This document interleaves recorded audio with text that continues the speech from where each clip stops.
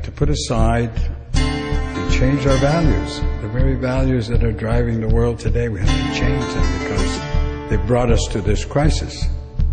And so now falls on our generation to make this change. And I think it's critical. I think we're at that point where this generation will be responsible for the future.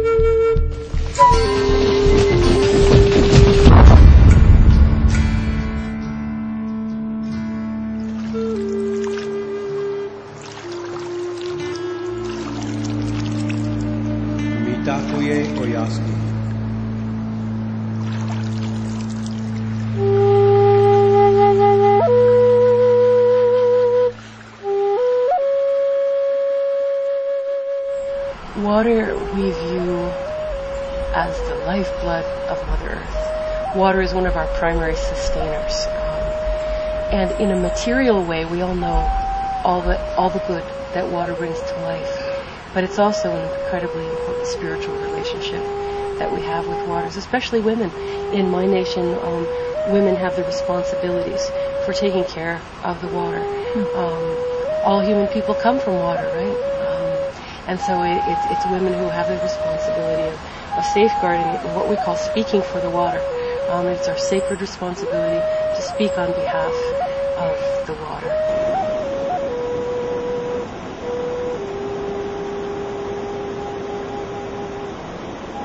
It's a very rich place, but it's under places like this that the fracking is proposed to occur.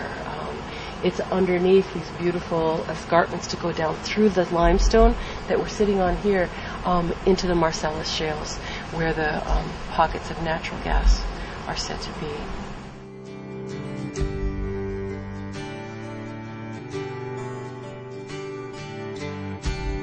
The biggest environmental battle in New York State history.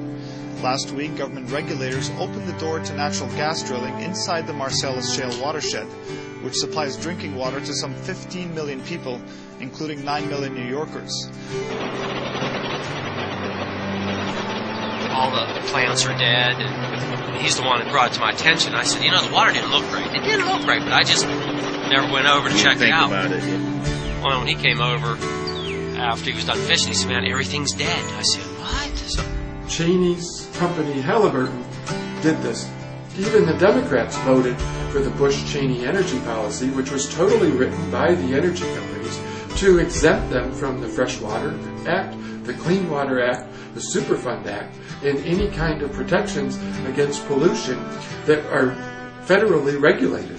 Marcellus Shale in Pennsylvania and New York contains 516 trillion cubic feet of natural gas, which is enough to satisfy the U.S. demand for more than 35 years, just in 2 states, Pennsylvania and New York, enough to satisfy our needs for the next 35 years. Sacred water, sacred life, sacred beings, sacred universe. Then we understand that our thinking has been fractured in a way, just like the mining that's going on now. Everything is fractured. They're dividing everybody up.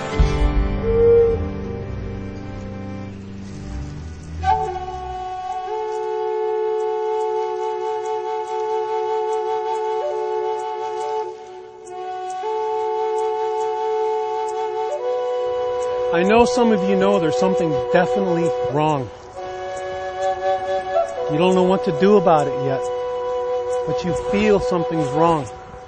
That's that intuitive value that was buried there since you were a child. You can come out with that now. It's okay. It's okay to come out with that. Dare to take a chance. Dare to say, teacher, I don't feel that's right. It is this clean water which will be taken to move into the shales. But those shales and these limestones are all permeable. So whatever goes into the top of the aquifer goes down into the groundwater. So the potential for contamination of groundwater due to these hydrofracking chemicals is huge.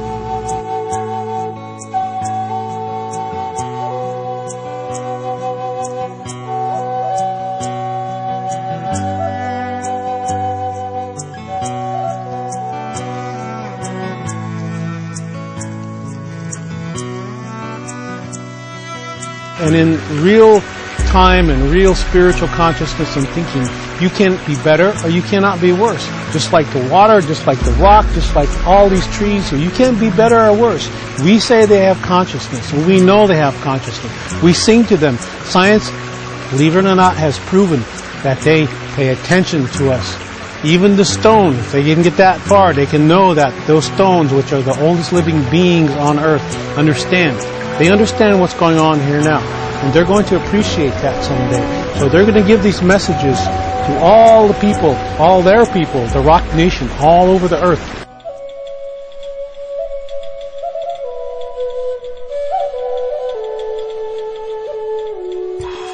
If I could, I would ban hydrofracking in Colorado.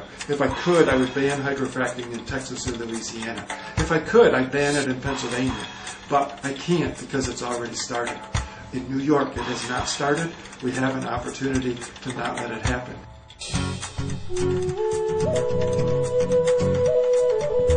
It seems to me that it's really becoming this issue of corporate money versus water.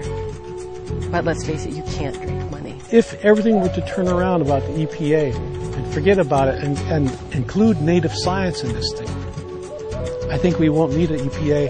It will be named something else. And it will be all of us together, not just a few guys in ties sitting in Congress delegating what is Earth and what is not Earth. President Obama's energy czar agrees with me. In 1995, as EPA administrator, that was during the Clinton administration, Carol Browner wrote in response to litigation that federal regulation is not necessary for hydraulic fracturing, and EPA is not legally required to regulate hydraulic fracturing. The most importantly, she further wrote that there was, quote, no evidence that the hydraulic fracturing at issue has resulted in any contamination or endangerment of underground sources of drinking water. Now, this is Carol Browner. That's the current energy czar serving in the White House. Among all of the instructions that he gave the leaders at the time, this spiritual leader we call the great peacemaker, he instructed our people. He said, when you sit and you counsel for the welfare of the people, think not of yourself, nor of your family, nor even your generation. He said, make your decisions on behalf of the seventh generation coming. Those faces looking up from the earth, each generation waiting its time. You have to defend them, protect them, so that they may enjoy what you enjoy today. That's where those words come from, and it's a discussion about responsible leadership, about responsibility, long-term thinking. Think not of yourself, nor of your family, nor even your generation. Wouldn't that be wonderful today if the leaders of the world would do it? Would be thinking in that direction. So what you're talking about is a system that is going to pollute the veins of Mother Earth. Ban it. Ban hydrofracking. Stop it. Stop it in its tracks. Make it so that hydrofracking would be banned on private property. That has to come through your state legislature. This is going to be a tough fight. No getting around it. We've got powerful forces at work here, but they're saying that if any state can do it, it's New York State. All eyes are on New York. There really is a different thinking process going on, and I think I feel those people are here now in all cultures and societies. If you have a culture, I think it's there first because that's the true roots. That's what this system is trying to get rid of all over the world, is people with culture, people with knowing who they are rather than becoming what they want you to be.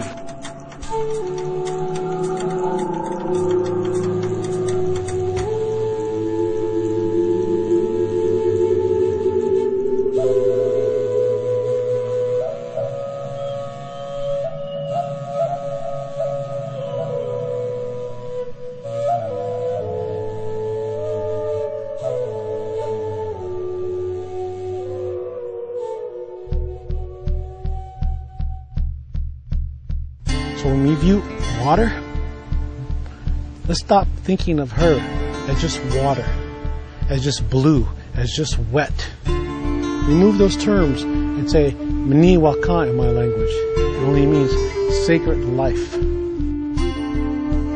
As individuals facing threats to the water, we can feel really powerless against the lobbyists, against the industry, and yet I think we have to think about ourselves as drops of water, because each of us, as that little water drop, might not feel like we can have an impact, but water moves and water collects. And if we think of ourselves of all these little drops of water coming into the streams to tributaries and eventually creating this powerful river of opposition and a river of protection for the waters. And that, I think, is our moral and spiritual responsibility.